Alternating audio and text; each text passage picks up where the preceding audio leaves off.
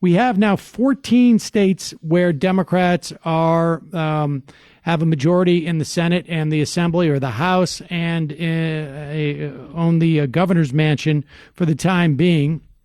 What states are you anticipating seeing, both in the context of within the state, the most change because of that change in the 2018 election, and which states do you perceive will have the most impact in terms of providing a model for other states across the nation? Yeah, that's a great question. So, look, we talked a little bit about New York and California, so I'll hone in on some of the other states first, and maybe circle back to those if we need to. Look, New Mexico now has a all blue leadership, and that's a state where 75% of the children in New Mexico are children of color.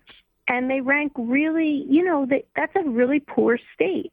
And so I think there's some real opportunity in New Mexico to take the lead in a state that is, very different from New York and California in terms of its economic prosperity. And some of the things I think are on the table there are boosting the minimum wage. It's only $7.50 there.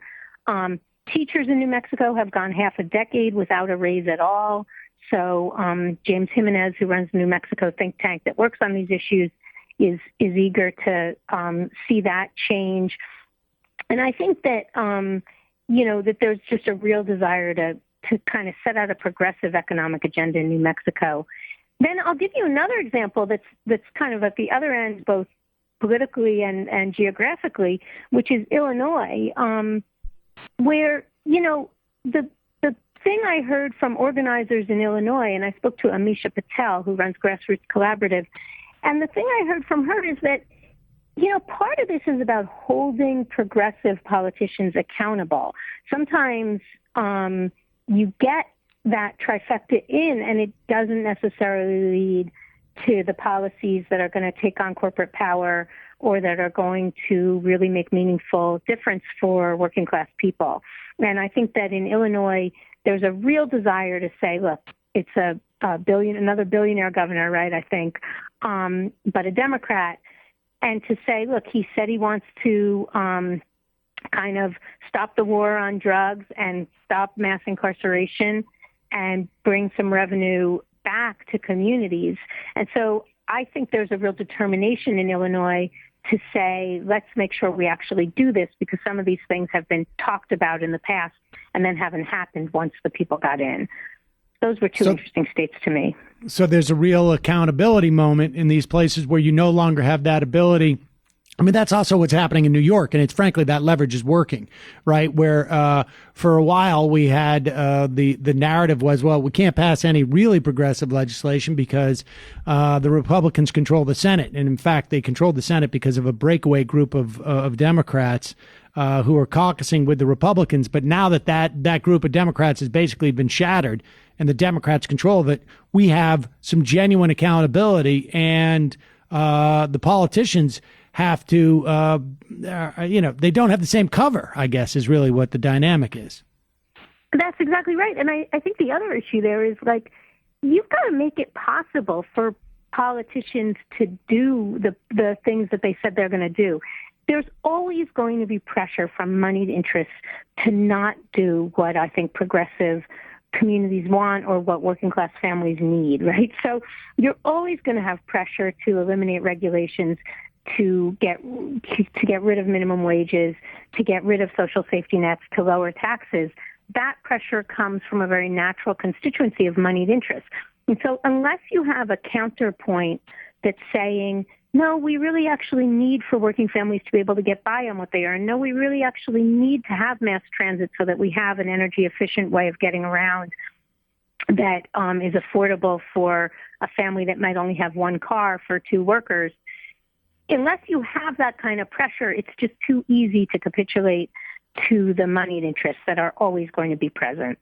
So I think that it's really incumbent upon those of us who want policies that save the planet, policies that protect working class people, policies that give kids opportunities. It's incumbent upon us to create the climate that makes that possible. Let's talk briefly about initiatives. I noticed this week, I think it was, that despite the fact that Utah folks voted to expand Medicaid, that the Republican-controlled legislature attempted to roll that back. That seems to be a bit of a problem in Republican-controlled states. Am I making that up? Or, I mean, have we seen at least multiple? Go ahead. No, I mean, Sam, I cannot believe it, right? It is insane. Like, how can you do that and not not have people storming the Capitol? You know, if they went to the polls and voted for something and then you try to roll it back. And you saw some of that in Maine as well in the past. Michigan, we saw it multiple times over years. Right. We've seen it in Wisconsin, I think, to a certain extent as well. It's stunning, I think. Yeah, and I can talk about an Ohio example too. But just to first start with the positives on ballot initiatives, right? All right, we just have about 30 seconds left. I'm sorry. Oh, okay. Well, I'll just say, like, voters went to the polls, you know, particularly on incarceration reform. They gave formerly incarcerated adults the franchise in Florida. They shed some Jim Crow era rules in Louisiana. They raised the minimum wage all over the place, and they expanded Medicaid. So it's been great for initiatives. But you're right; you can't let people reverse it the minute the people vote for it. You can't let politicians reverse it. That's right, and the people can't let that happen too. I mean, it's absolutely nuts. But Amy Hanauer, thanks so much. Fascinating piece and a really important dynamic that does not get enough attention. And like we said at the beginning of this interview, will become more and more important as we have a more conservative Supreme Court. But we got to take a break. Amy Hanauer, thanks so much for your time today.